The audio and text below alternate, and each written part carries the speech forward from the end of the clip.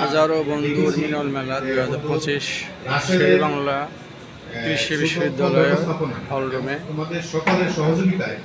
সকাল 9:30 সময় আরম্ভ হয়েছে। অনেক সুন্দর ডেকোরেশন করা হয়েছে, অনেক সুন্দর সাজানো হয়েছে।